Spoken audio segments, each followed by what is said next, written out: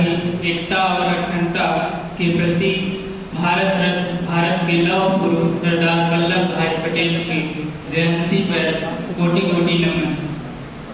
भारत की अगर हम देखें किस तरह की व्यवस्था थी जब भारत आजाद हुआ था, तो भारत की आज़ादी ऐसे ही नहीं मिल गई थी, लेकिन उसके साथ ही कई चुनौतियां भारत के सामने थी।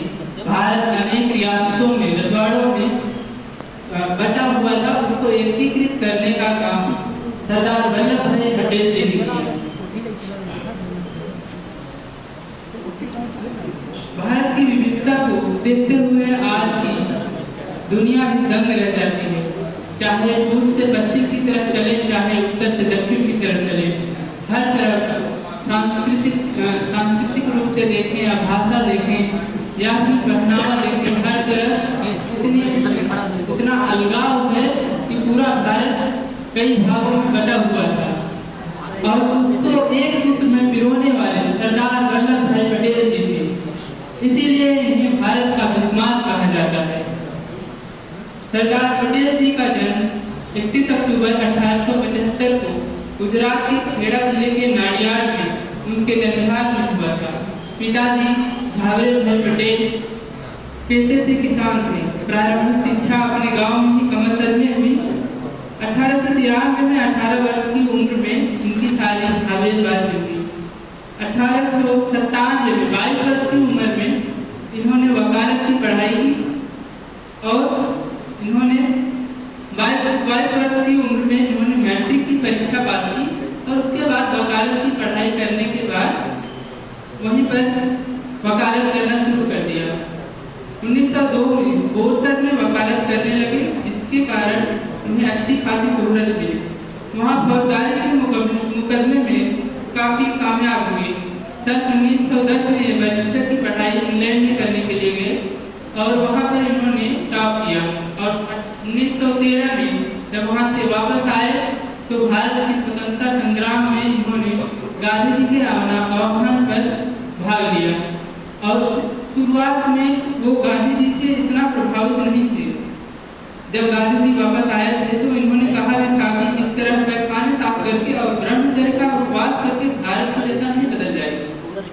लेकिन बाद में गांधी जी के खेड़ा सत्याग्रह की सफलता को देखते हुए काफी प्रभावित हुए। गांधी जी और सत्याग्रह आंदोलन के भक्त बन गए और गांधी जी के आह्वान से सत्याग्रह में कूद पड़े। गुजरात में खेड़ा सत्याग्रह में इनका महत्वपूर्ण योगदान रहा, लेकिन नेतृत्व क्षमता जो उनकी सामने आई वो 1928 में बारडोली सत्याग्रह के समय आई। बारडोली सत्याग्रह में बारडोली गुजरात का एक भाग है जहाँ पर 1928 में भारी बाढ़ आ गई, जिसकी वजह से वहाँ पर खाद्यान्न और पशुओं की चारे की भारी कमी हो गई और उसी समय अंग्रेजों ने कर बढ़ा करके 30% कर दिया। इस टैक्स को कम करने के लिए गांधी जी ने उन्हें पत्र लिखा, लेकिन अंग्रेज नहीं माने। फिर उन्होंने लोगों से अपील किया कि सत्याग्रह आंदोलन करें। उन्हें सुझाव दिया कि सत्याग्रह आंदोलन करें। सत्याग्रह आंदोलन में उन्होंने यह अपील किया कि कहीं पर कोई भड़काऊ चीजें न हो, भड़काऊ भाषण न हो, कहीं पर कोई भी दंगा न होने पाए, इसलिए उन्होंने शपथ भी दिलाया। जब भी अंग्रेज जाते थे उनसे कर वसूलने तो लोग अपना दरवाजा बंद कर लेते थे और इस प्रकार से कोई मिलता नहीं था। बाद में उन्होंने अंग्रेजों ने लोगों की घरों की और पशुधन की पूर्ति करना शुरू कर दी, जिसकी वजह से सब लोग अपना सारा सामान अंदर समेट करके रख लेते थे। जब भी वो आते थे सामने कोई नहीं जाता था। लास्ट में अंग्रेजों को झुकना ही पड़ा और बारडोली सत्याग्रह की इस सफलता की वजह से वहाँ की महिलाओं ने सरदार जी से काफी प्रभावित हुई और यहीं पर सरदार जी को सरदार की उपाधि मिली और यहीं से वल्लभ भाई पटेल सरदार वल्लभ भाई पटेल बन गए।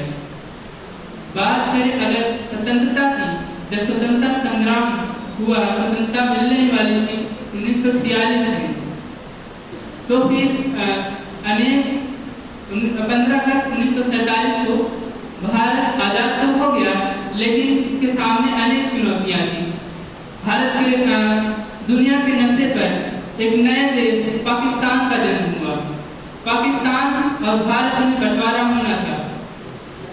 सरदार जी ने 565 में से 562 रियासतें भारत में एकीकृत किया, जिसमें से माउंटबेटन प्लान के तहत यह प्रावधान था कि कोई भी रजवाड़ा किसी भी देश में मिल सकता है या फिर स्वतंत्र भी रह सकता है। लेकिन काफी देश भारत में आसानी से मिल गए, लेकिन कुछ ऐसे भी थे जो स्वतंत्र रहने का ख्वाब देख रहे थे। स्वतंत्रता की ख्वाब देखने वाले हैदराबाद के निजाम, जूनागढ़, कश्मीर और भोपाल ये आसानी से भारत में नहीं मिल रहे थे। जूनागढ़ तय किया था कि वह पाकिस्तान से मिलेगा और कश्मीर चाहता था कि वह अलग राज्य बने। वहाँ की भूमि स्वच्छ जैसी है, जिस वजह से वो अलग राज्य अपना बनाना चाहते थे। मोहम्मद अली जिन्ना ने यह चाल चली कि जूनागढ़ के बहाने, क्योंकि जूनागढ़ में मुस्लिम शासक था और वहाँ की जनता ज्यादातर हिंदू थी, तो और इसी का उल्टा महाराजा हरि सिंह कश्मीर के राजा थे जो हिंदू थे और वहाँ की जनता मुस्लिम थी। इस वजह से मोहम्मद अली जिन्ना ने सोचा कि अगर जूनागढ़ को हम पाकिस्तान में न मिला पाए, वहाँ की जनता का विरोध करती है, तो फिर हम कश्मीर में जनता के सहारे कश्मीर को पाकिस्तान में मिला लेंगे। लेकिन जब जूनागढ़ वहाँ पर पाकिस्तान के विलय पर हस्ताक्षर कर दिया, तो सरदार जी ने उनसे अपील किया कि वो अपना विलय पर भारत की तरफ जो है हस्ताक्षर करे, लेकिन वो नहीं माने। तो वहाँ की जनता ने विरोध किया और लास्ट में जूनागढ़ भारत में मिला दिया गया। इस प्रकार से कश्मीर की बारी आई, लेकिन इससे पहले पाकिस्तान ने गलती कर दी। वहाँ पर कश्मीर में पाकिस्तान के फौजी कबीलियों के देश में घुस आए और वहाँ पर दंगा फसाद करने लगे, जिसकी वजह से महाराजा हरि सिंह ने भारत से मदद मांगी।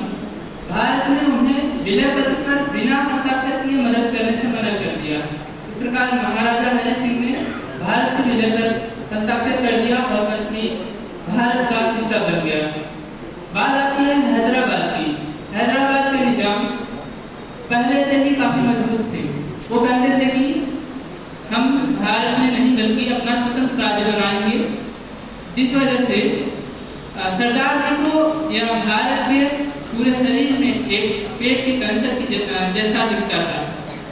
सरदार जी ने उन्हें कई बार पत्र लिखा, लेकिन वो नहीं माने, तो वहाँ पर सैन्य कार्रवाई की गई। सैन्य भेज करके और उसको हैदराबाद को 5 दिन के संघर्ष के बाद जब हैदराबाद की सेना ने समर्पित कर दिया, तो हैदराबाद को भारत में मिलाया गया और अंत में 1 जून हाथ जोड़ लेने का बस भोपाल को भी भारत में मिला दिया गया। इस प्रकार अखंड भारत का निर्माण हुआ। इस तरह से जब 1948 में गांधी जी को गोली लगी, तो सरदार पटेल जी काफी आहत हुए और 2 वर्ष बाद इन्हें भी हार्ट अटैक आया और इस प्रकार सरदार जी दुनिया को छोड़कर चले गए।